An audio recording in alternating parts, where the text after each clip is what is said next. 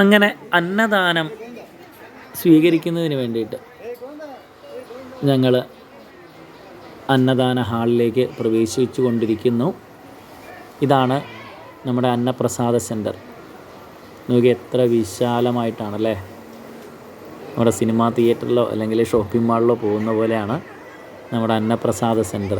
നമ്മുടെ കേരളത്തിൽ ഇങ്ങനെയുള്ള ക്ഷേത്രങ്ങളോ അല്ലെങ്കിൽ ഇങ്ങനെയുള്ള ഇതൊന്നും നമുക്ക് കാണാൻ കഴിയില്ല. കാരണം അതിനനുസരിച്ചുള്ള വരുമാനവും കുറവാണ്. അതുകൊണ്ടായിരിക്കാം അങ്ങനെ.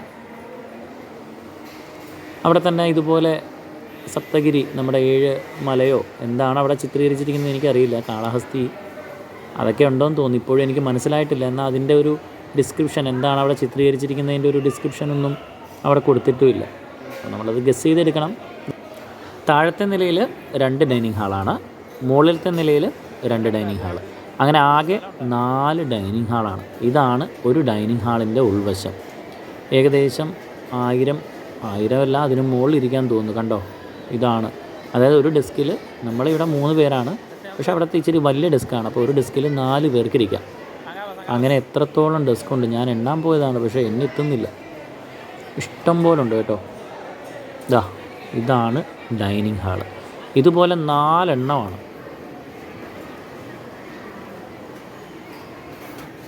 4 പേർക്കും ഓരോ ഗ്ലാസ് ഉണ്ടാവും. എല്ലാവരും കൂടെ ചേർന്ന് ഒരു ജഗ്ഗിലായിരിക്കും വെള്ളം. ഒരു ചട്നി, അവിടുത്തെ ഒരു പ്രത്യേക തരം ചട്നിയുണ്ട്. ചോറ്, പായസം. ഇതാണ് ചട്നി ഐറ്റം. ഇത് കാണുന്ന പായസം. ഇതെന്തോ ഒരു കൂട്ടുകറിയാണ്, എന്താണെന്നും അറിയില്ല, പേരറിയില്ല, പക്ഷേ ടേസ്റ്റ് അപാരമാണ്. അപ്പോൾ ആദ്യം അവർ സാമ്പാറായിരിക്കും. സാമ്പാർ തന്നെ നല്ലപോലെ കഴിക്കാം. അത് കഴിഞ്ഞാൽ രണ്ടാമത്തെ റൗണ്ട് പിന്നെയും ചോറ് വരും, രസമായിരിക്കും. ഈ പറഞ്ഞ ചെറിയ കറികളൊന്നും പിന്നെ വരില്ല. ചോറ്, സാമ്പാർ, രണ്ടാമത് ചോറ്, രസം, മൂന്നാമത് പിന്നെയും ചോറ് വരും. അതിൻ്റെ ലാസ്റ്റ് മോരാണ്.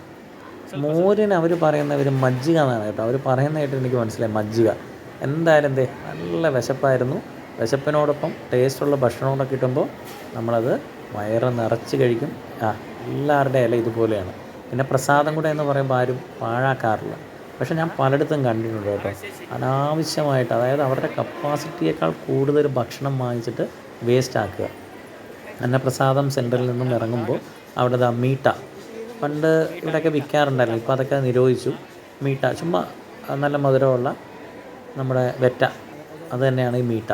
അങ്ങനെ 10 രൂപ 20 രൂപയ്ക്കായിരുന്നു. ഇപ്പോൾ 30 രൂപയ്ക്കാണ് അമ്മമാർ പറയുന്നത്. പിന്നെ ഓരോ വർഷവും വില കൂടുതലല്ലേ സാധനത്തിന്, അവരെയും കുറ്റം പറയാൻ പറ്റില്ല. ഞാൻ പണ്ട് പോയിക്കൊണ്ടിരുന്ന സമയത്ത് അതിന് 10 രൂപ എങ്ങാണ്ടായിരുന്നു. വർഷം കുറേയായി. പണ്ടെന്ന് പറഞ്ഞാൽ അങ്ങനെ ഒരുപാട് വർഷമല്ല. കൊറോണയ്ക്ക് മുമ്പ് ഇതുപോലെ ഭക്ഷണം കഴിച്ചിട്ട് ഇറങ്ങുമ്പോൾ 10 രൂപയ്ക്ക് അവർ കൊടുക്കുമായിരുന്നു. കൊറോണ കഴിഞ്ഞിട്ട് ഇപ്പോൾ അധിക കാലമൊന്നും ആയിട്ടില്ല. ഇപ്പം നേരെ ഡബിളായി. അവരുടെ ലാഭമോ അല്ലെങ്കിൽ സാധനത്തിന് വില കൂടിയതൊക്കെ ആവാം. എന്തായാലും ഊണ് കഴിഞ്ഞിട്ട് തിരിച്ച് നടന്നു പോകാമെന്ന് വിചാരിച്ചു നമ്മുടെ കാശി മഠത്തിലേക്ക്. ഇങ്ങോട്ട് ഫ്രീ ബസ്സുണ്ട്, അങ്ങോട്ടും ഫ്രീ ബസ്സുണ്ട്. പക്ഷേ വയറ് നിറഞ്ഞിരിക്കുന്നതുകൊണ്ട് ഒരു വ്യായാമം കൂടെ വേണ്ടേ. എന്തായാലും കാലാവസ്ഥയും നമുക്ക് അനുകൂലമാണ്. ഇപ്പോൾ സമയം ഏകദേശം 2:30 അങ്ങനെ നല്ല ചൂടെന്ന് പറയാനില്ല കേട്ടോ. തിരുമലയിൽ അങ്ങനെ നല്ല ചൂടില്ല, അത്യാവശ്യം വെയിലുണ്ട്. പക്ഷേ ആ വെയിലിന് ചൂട് കുറവാണ്. ഊണെല്ലാം കഴിഞ്ഞു. ഇനി നേരെ മഠത്തിൽ പോവുക, ഒന്ന് നല്ല പോലെ ഉറങ്ങുക. വൈകിട്ട് ഒരു 5 മണിക്ക് ശേഷം എല്ലാവരുമായിട്ട് പിന്നെയും ഇറങ്ങുക. അങ്ങനെ വൈകിട്ടത്തെ ചായയും കുടിച്ച് എല്ലാവരുമായിട്ട് തിരുമല കറങ്ങാനായിട്ട് ഇറങ്ങി. ആദ്യം തന്നെ മ്യൂസിയമാണ്. പക്ഷെ ഞാൻ നേരത്തെ പറഞ്ഞു, മ്യൂസിയത്തിൽ ഇപ്പോൾ പ്രവേശനമില്ല, എന്തോ അറ്റകുറ്റപ്പണി നടന്നുകൊണ്ടിരിക്കുകയാണ്. അങ്ങനെ നേരെ നമ്മുടെ കാശി മഠത്തിൻ്റെ മുന്നിലായിട്ട് തന്നെ അമ്പലത്തിലേക്ക് പോകാൻ ഒരു വഴിയുണ്ട്. പടിഞ്ഞാറേ ഗേറ്റ്.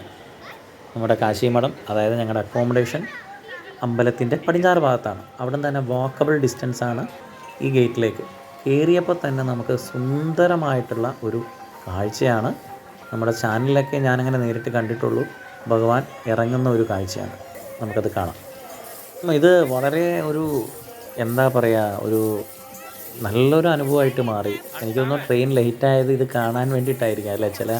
ചിലപ്പോൾ നമുക്ക് പ്രയാസമായിട്ട് തോന്നുന്ന കാര്യങ്ങൾ ചിലപ്പോൾ അതുകൊണ്ട് ഇങ്ങനെ നന്നായി എന്ന് തോന്നുന്ന ഒരു അനുഭവം എല്ലാവർക്കും ഉണ്ടാകും ജീവിതത്തിൽ. ട്രെയിനും കാര്യങ്ങളൊക്കെ ലേറ്റ് ആയതുകൊണ്ടായിരിക്കാം നമ്മുടെ മറ്റുള്ള കാര്യങ്ങൾ ലേറ്റായത്. അതുകൊണ്ട് ഇതാ നമ്മൾ കയറി ഇതിനെ ഓരോ മഠ എന്നാണ് പറയുന്നത്. ഇത് പടിഞ്ഞാറേ മഠയാണ്.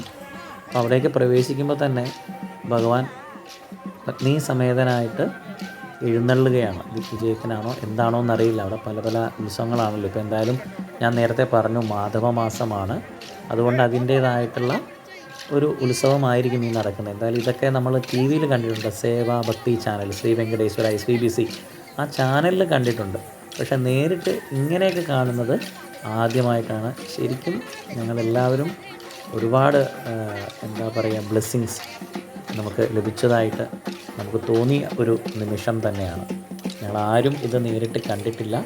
ജീവിതത്തിൽ ആദ്യമായിട്ടാണ് ഇങ്ങനെ ഭഗവാനെ മുന്നിൽ ഘോഷയാത്രയോടുകൂടി ഭഗവാനെ കാണുന്നത്.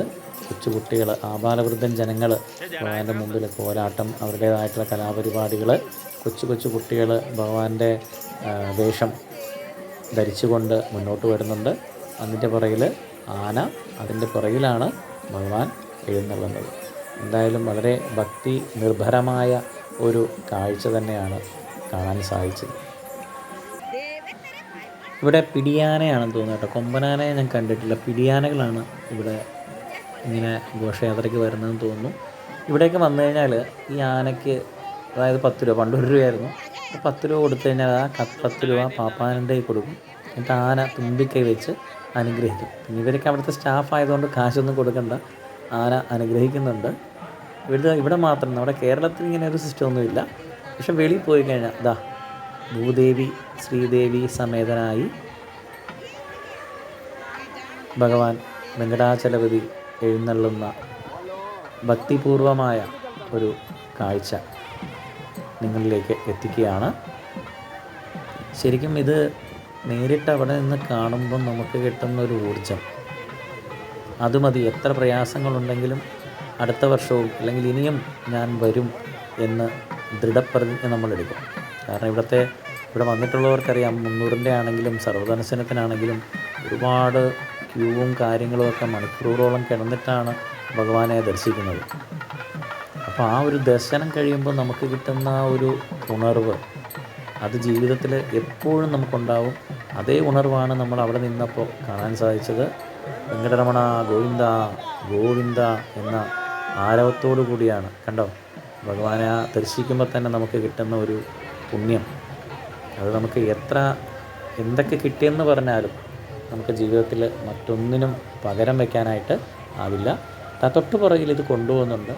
ഇതെന്തിനാണെന്ന് വെച്ചാൽ മഴയോ അങ്ങനെ എന്തെങ്കിലും പെട്ടെന്ന് വന്നു കഴിഞ്ഞാൽ അത് മുകളിലായിട്ട് പിടിക്കും, അപ്പോൾ നനയില്ല.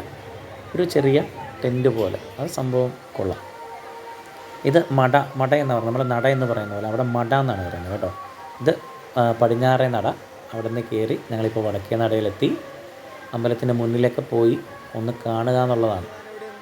ക്ലൈമറ്റ് എന്ന് പറഞ്ഞാൽ ഇന്ത്യൻ ക്ലൈമറ്റ് കേട്ടോ. ചൂടല്ല എന്നാൽ തണുപ്പുമില്ല. ഏകദേശം ഒരു 20 ഡിഗ്രി എന്ന് പറയാം. നമ്മുടെ ഊട്ടിയിലൊക്കെ പോയി കഴിഞ്ഞാൽ കിട്ടുന്ന ഒരു കാലാവസ്ഥയാണ് തിരുമലയിൽ. ഇതുപോലെ നാമമൊക്കെ ചെയ്യാം. 10 രൂപയാണ് കേട്ടോ. 10 രൂപ കൊടുത്താൽ അവരിതുപോലെ നമുക്ക് ഗോവിന്ദ നാമം എന്നാണ് പറയുന്നത്. ഗോവിന്ദ ഭഗവാന്റെ നാമം, അതായത് ഗോവിന്ദനെ പോലെ അല്ലെ ഗോവിന്ദൻ ചെയ്ത പോലെയുള്ള നാമം എന്ന് പറഞ്ഞാൽ പൊട്ട് എന്നാണ് അർത്ഥമാക്കുന്നത്. ഇതൊക്കെ ഫില്ല് ചെയ്യുന്ന ഒരു സമയമുണ്ട് കേട്ടോ. നമ്മുടെ രഥസപ്തമി, അതായത് നവരാത്രി സമയത്താണ് അവിടെ ആഘോഷം. ഭഗവാന്റെ ഉത്സവം നവരാത്രി സമയത്താണ്. ഈ സമയത്തൊക്കെ ആളുകളെ നിയന്ത്രിക്കാൻ വേണ്ടിയിട്ടാണ് അവിടെ ഇങ്ങനെ ചുറ്റിനും കമ്പിവേലി നിർമ്മിച്ച് വെച്ചിരിക്കുന്നത്. അത്രയ്ക്ക് തിരക്കാണ്. നിങ്ങൾ ചാനലിൽ നോക്കിക്കഴിഞ്ഞാൽ അറിയാൻ പറ്റും. ടി വിയിൽ ഒരു നവരാത്രി സമയത്ത് അവിടെ ബ്രഹ്മോത്സവം നടക്കുന്നു. ആ ബ്രഹ്മോത്സവത്തിൽ പങ്കെടുക്കാനായിട്ട് തന്നെ പോകാറുണ്ട്. അവർക്കൊക്കെ എപ്പോൾ ദർശനം കിട്ടുമെന്ന് പോലും എനിക്കറിയില്ല. അങ്ങനെ നമ്മൾ നടന്ന് ഇപ്പോൾ കിഴക്കേ നടയിലെത്തും. കിഴക്കേ നടയിലെ കാഴ്ചകൾ നമുക്ക് അടുത്ത എപ്പിസോഡിലേക്ക് കാണാം.